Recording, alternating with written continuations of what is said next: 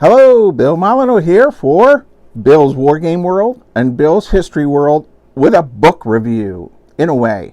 And we have Goober helping out, and it's B-17 Solitaire book by Worthington Games, Worthington Publishing. Now, many of you may or may not know, but Goober the Traveling Bear has actually flown in World War I style airplanes in open cockpit, compliments of Uncle Buck, Tim Cutler.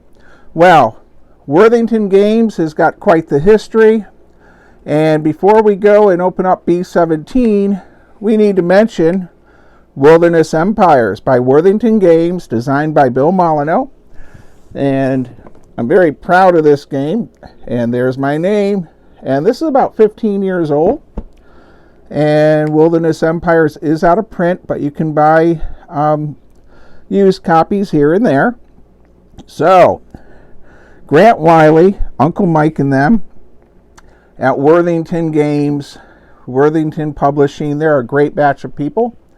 I've spent time with Grant on many occasions and actually have seen his warehouse and had a great time there, and his home, and had a nice weekend visit in Virginia Beach. So we have Goober in his bomber jacket, and he lost his bomber hat, by the way, at the Bethlehem Air Museum, flying around in a Valkyr triplane, big remote control plane. And I thought I was going to lose him too, because they had him doing spin thingies and belly rolls. So, B-17 Solitaire. It's a book game by Worthington, and all you need is a pencil, an adventure to play, and a D6. Well, this isn't my typical review because this is a game book, but B-17 Solitaire, we're going to go over it. I played one mission, and what I did is I photocopied it. This is brand new on Amazon. With shipping or all, it was less than $30. This is very much like the game B-17 Queen of the Skies by Avalon Hill. And my friend Mick McGoldrick and I would play this all the time. So, get this tripod set up and we'll get to work on this game. Hold on, everybody. Actually, it's a book and a game. Alright, here we go. And you have missions, okay? So, book 1 missions, and you use a pencil to mark your hits and such for your aircraft as you make your run out and back.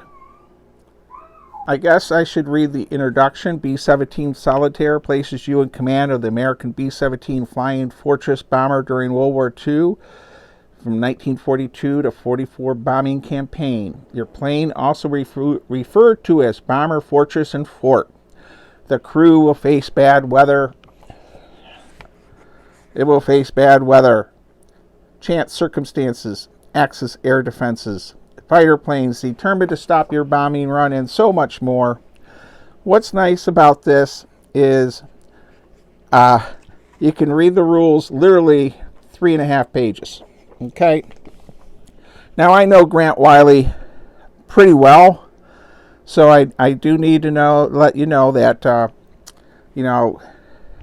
I do know him. I think Worthington Games is a great game company, but I still wanted to produce this video, and I try to do a book review once a month, and this was an easy one. It was 3 pages. So they have a lot of examples of play, and last night I reread that section, or night before last, and so here we have our grid. So we mark our plane flying out and to where it goes, and I forgot I have my pointer. So you would mark no diagonal movement, by the way, And then your altitude and the missions. Now down below, and this is the cool part. All right, this is your B-17. Now in the old Avalon Hill style, you'd have little counters. So here we have our top turret gunner, bombardier, co-pilot, pilot. Here's the top turret. Now Goober, the traveling bear, we all know what position on the bomber he would be. Being that he's only about 14 inches tall, they would stuff him in the ball turret and then pray that his the landing gear wasn't damaged in landing. Now, this was one of the favorite things I had when I played B-17 Queen of the Skies, and Grant and the crew kept this. You list your pilot, co-pilot, bombardier, navigator, all their names. So as you're flying, you know, you could have your brother Dave as left waist gunner type of thing. You know, we would put Goober in the ball turret right here. And it used to give almost a feeling of a role-playing game. If you're familiar with a role-playing game of that kind. And everything you need here is here. The bombing run chart, your missions, your altitude. So there are no charts. And one of the really neat things about this that was tedious with B-17 Queen of the Skies by Avalon Hill, which is a great game, and all the other updates that people have made, is everything is here. I don't have to go through the yellow chart and pink chart and keep rolling D6s. This is pretty fast. And you mark out the damage points, and then you have your mission log here. So one of the things about Avalon Hill's B-17 Queen of the Sky, very, very realistic. But there was a time you would just do endless die rolls. You would get a roll for where the location was of the plane attacked. So this boils it down to a very simple system. So here's another raid. We have France. Now as you go on, the missions are getting tougher and tougher. Here is the German sub base in Kiel. And so you'll be flying way out to here from here. So you have a lot of missions here. Now, I've had a couple people say in the previous, you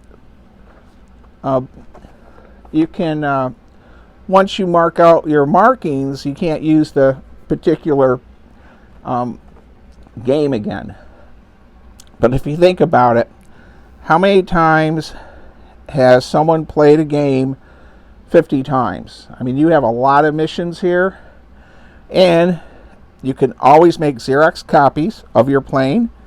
That's an easy thing to do. And so I can't say Bombs Away with Grant Wylie. I own many of their book games. These were a great idea when COVID hit and they couldn't get things published. So this is not necessarily a book review of a real book. But if you're interested in World War II bombers and you don't want to learn how to play a complex war game, especially if you're on my history channel, this is a great game. Sit at the kitchen table or play this on the coffee table while watching 12 o'clock high. And, you know, I'm going to use an example of the park rangers at Fort Frederick. So my pilot, of course, would be Ranger Bob Studi, Ranger Robert Ambrose. With the bombardier, probably be, Ranger Rat. Navigator would be Nick, and so forth. And of course, the ball turret gunner would be Goober, because he volunteers at Fort Frederick. So you could do the same thing with your friends or relatives, And I just think that gives this and also B-17 Queen of the Skies by Evelyn Hill and other reprints of that extra flavor. So, Goober the Traveling Bear, get him in the camera. So Goober says, 2 paws up, but we only can do 1 because we're trying to do the camera. Sometimes I do the slideshow style book reviews, and other times I do this sort of live book review. Can you leave a comment and let me know which you like better?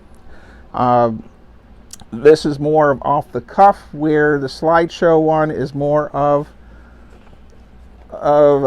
I try to write up a little script and all. So, B-17, Solitaire, Mike Wylie, which I call Uncle Mike, Sean Cook, Grant Wylie, and his wife, Miss Chris. She's wonderful also. She spent the whole day with my wife a year ago in Virginia Beach. All you need is a die, a pen, and a sense of adventure to play. This is a great deal on Amazon. You really should get it. And Grant doesn't even know I'm doing this video or book review, so he'll probably be surprised. I don't know if he even watches my channel much. He's very busy. So, like always, Goober and I will say, stay safe, be kind, be courteous, and we hope someday the rain will stop so we can spray paint our ceiling on about 600 French Indian War figures and get this Fort William Henry game going. All right. Thanks for watching, everyone.